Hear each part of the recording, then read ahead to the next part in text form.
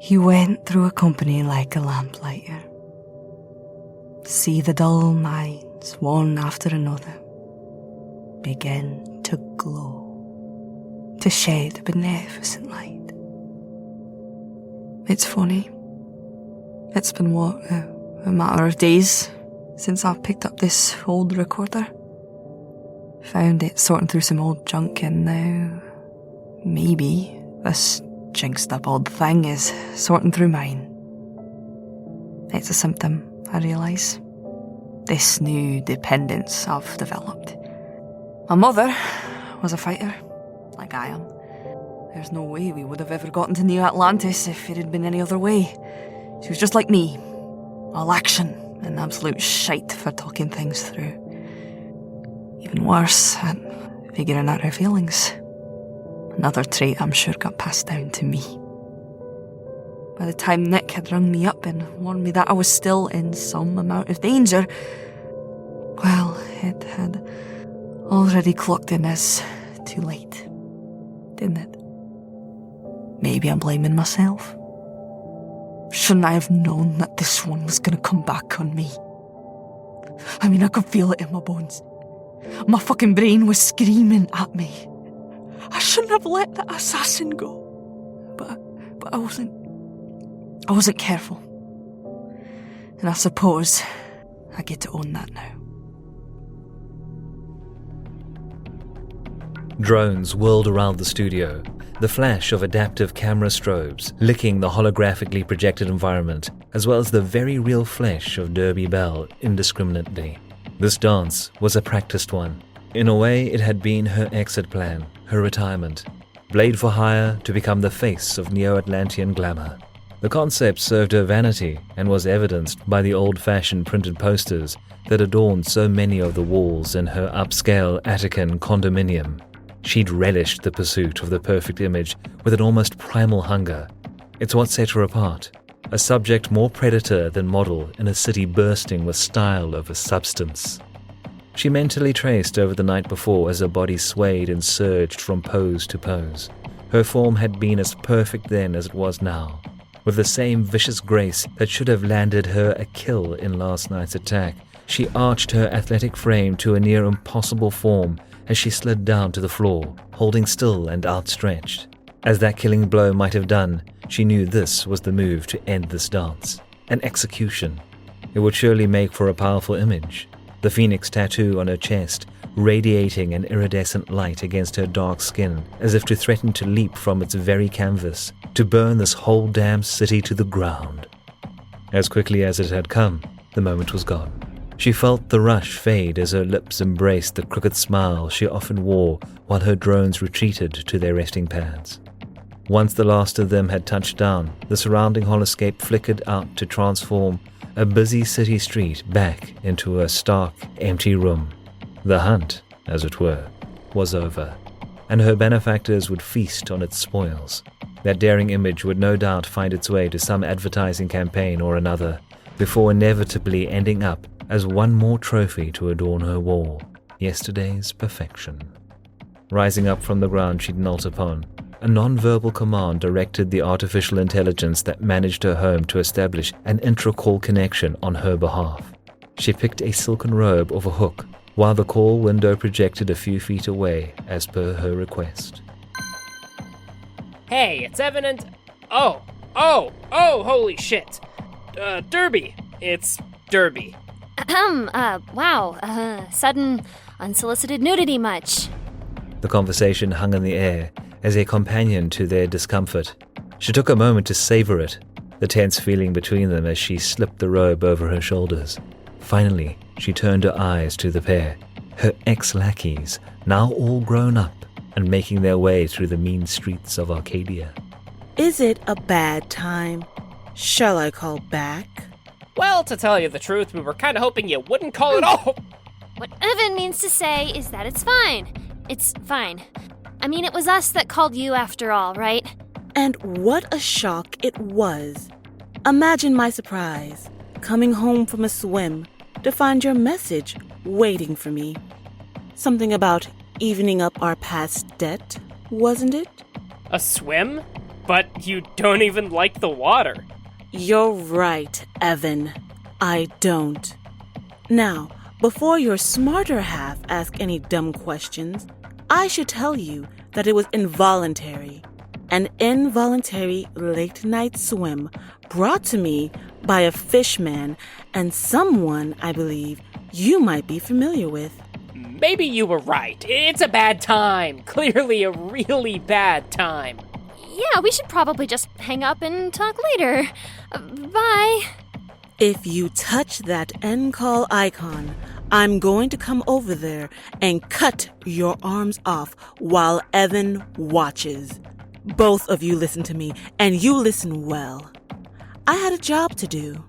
It was simple.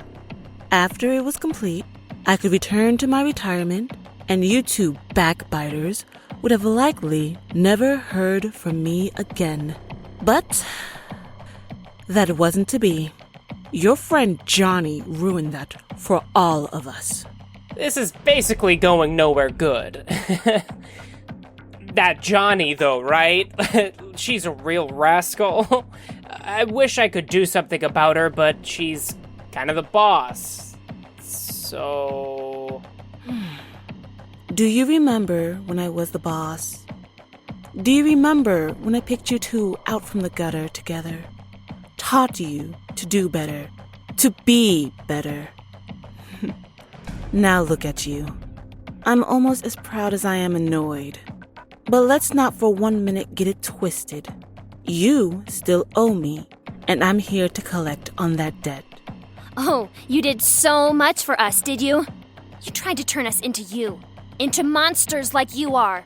Ella, I think we should probably dial it back a bit. You know, I mean, it sounds like she's had a tough day.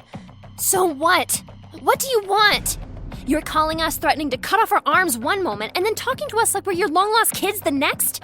Well, we're not your fucking kids. Your kid is... Ella, enough! That's enough. Oh, don't you worry. You've got the right of it after all this time. If anything, I'm so very glad we finally have the truth. That we can be real with each other. Straight talk, though, you don't fool me one bit, bolting on that brave face of yours. Because we know that if we don't settle this and come to terms, if you don't give me what I want, then I'll come for you. I'll be a fucking terror. A sweeping fire in the night that'll take you in your nest as you slumber. I'll come for both of you. So, tell it to me then, my little traitors. Whisper if you must. Where does your friend Jonny sleep at night?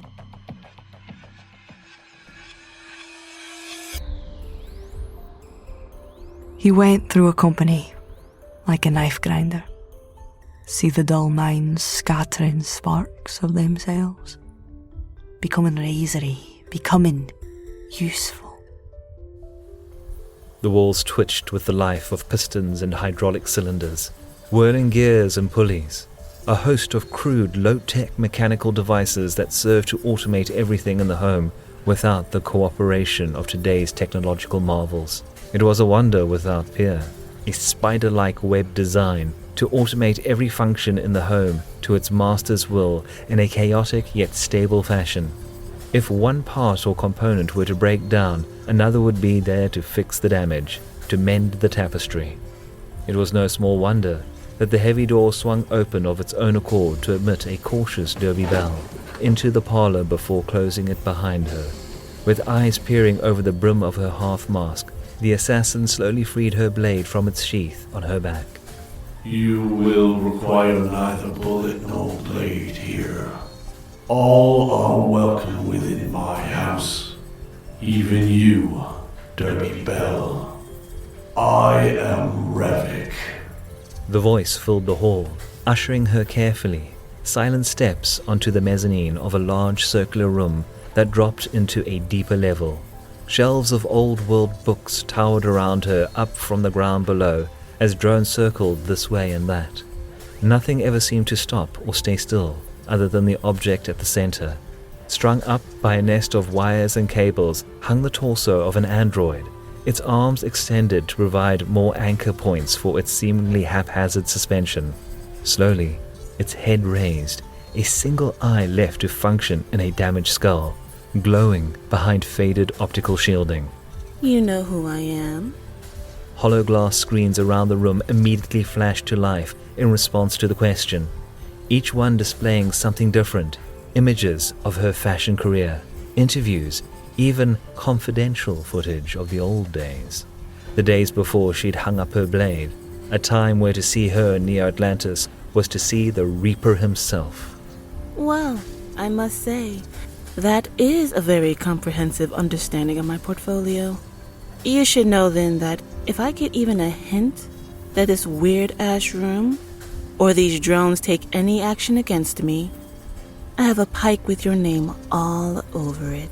That will not be necessary. I do not possess the capability to harm human life. It is the one protocol I insisted on preserving. That voice. I've heard it before.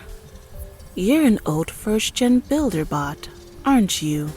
What I was doesn't define who I am. Just as your past needn't define you. So, the spider has no fangs. In a fluid movement, Derby rolled over the rails of the mezzanine to drop in front of the android. Spinning her blade, she thrust its tip into the cement floor without effort. Revik's gaze tracked her as she stalked him, unfazed by the danger he found himself in. All the wealth, the knowledge I've accumulated during the rise of this city is open to you, except for that which you seek. Oh, is that right? You might have used some of that wealth on a new body. Look at you, falling apart, decaying from the inside out like the rest of Arcadia. Perhaps my hands helped construct the core. These same hands built this district and watched it grow. Like a father, I watched it blossom to age before choosing its own destiny, its metamorphosis, to best serve those who rely upon it. Where one might see a death, another might see a cocoon. Arcadia will become a father itself. Jinxed. That head of yours is all spun up, isn't it? When's the last time you had a calibration? You're talking more prophecy and fate than even the lightweight cults. Which, between you and me, is pretty ridiculous. I want you to listen, hold the speeches, put away all your grand ideals and philosophies, because I'm going to save us both some time by getting directly to the point. I want Jonny. You're going to give her to me, or I'm going to bring your world down around you. Either way, it gets me the results I'm going for. I hear you're like a father to her. Revik simply stared at her in mute response. It was strange. There was no face to the android's skull, no expression to explain how that single light emanating from its eye socket could possibly convey the overpowering sense of pity that he now regarded her with. She'd never admit that it was here, at this moment, that she would feel the first bit of remorse she'd ever experienced in her life. It wasn't the helplessness of her target, for she'd killed the helpless many times before this. It wasn't the injustice of it, nor was it the history she'd strike down. There was just a wrongness in this that threatened her resolve, and as it sunk in, the sadness she'd been afflicted with began to change into anger. Last chance, old man. With lights upon darkened sky we live for years, built high towers to the drone of man's dream, that he might sit upon God's throne, to take his place at last and claim a new design. In so doing, in that moment of destiny, I wept tears that could not fall, as he shed his skin and reached for that highest of seats. He would forfeit that which I'd loved most about him. This act will change you. Listen for the moments between the machine. Let the waves be a cradle to fire. The blade spun in her practiced hands before arching down into Revik's skull. It didn't stop there. Passing cleanly through his patchwork torso, it sliced free the weathered moorings of his left arm. The unexpected dismemberment would leave her with no choice but to release hold of the blade as the bulk of his body swung heavily onto the remaining arm, still ensnared by a rat's nest of cabling. With a hesitant step towards the now still husk, she slowly retracted her blade before resheathing it. Derby didn't take her eyes off him, watching Revik's broken body as the light behind the android's eye finally faded away before blinking out entirely. It was done. Only still and silent halls would guide her out as she forced the once accommodating door to yield to her sudden and overpowering need to leave this place and the body of Arcadia's prophet behind. He went through a company as himself. But now he's one of the multitudinous company of the dead, where are no individuals.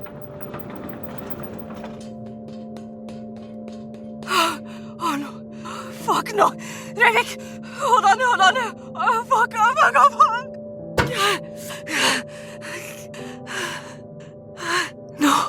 No. This isn't happening. Just hold on. Think, Jonny. Act fast. I've just got to pry open the Satan's panel and... Oh, it's right there. Attached to the stem. Oh, which is damaged, of course. Sliced in half, but they missed the core itself. Steady hands. Stay. Alright, got it, you bastard.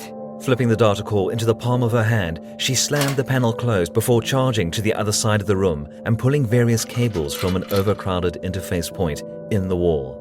Running on barely harnessed, directed panic, she swept up a broken old drone she'd been repairing, while the rest of the table's contents clattered to the ground. Opening the machine up, she tossed its data core away with hardly a thought as she replaced it with the one she'd pulled from Revik's body. Connecting the cables she pulled from the wall to the drone, she climbed up on the table and wired it into a hollow projector. My dear child. Like fuck. Oh, I thought I lost you there. Who did this? What the hell even happened? I'll swear to you, I'll gut them. It is as it must have been. Do not bother to check for a recording, as there isn't one. I ensured it. What transpired is what was meant to be, and was for me alone. You're not making any sense. This isn't the time for double talk, Revik. Who did this? Fate, acting through the hands of Dorrah Bell. Do not seek retribution. Do not slap at the hands of destiny. Nonsense! What is this?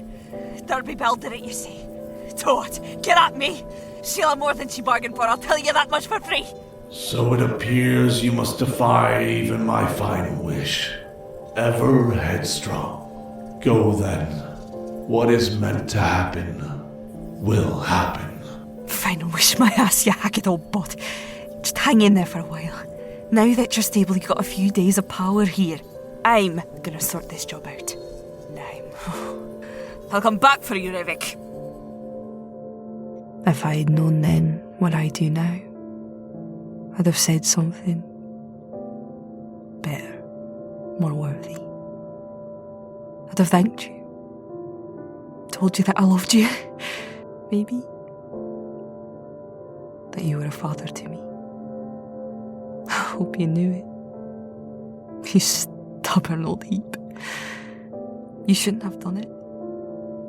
I would have been back in time. We could have had all those things. Could have been a better family for each other. But I was determined. I charged out that door seen red and cursed in the high hills, dialing Evan and Ella on my holocom as I went. Now, all that's left is the final verse of this poem, I guess. The beneficent lights dim, but don't vanish. The razory edge is dull, but still cut. He's gone. But you can see his tracks still. In the snow of the wild.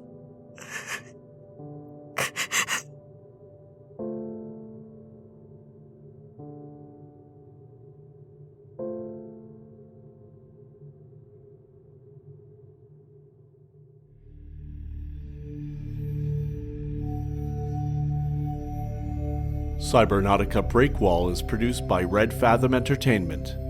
This episode featured the voice talents of Abigail Turner as Jonny, Forenza as Derby Bell, Travis Storey as Evan, Madeline Dorrah as Ella, narration by Dan Boud, and script editing courtesy of Jupiter Sanders.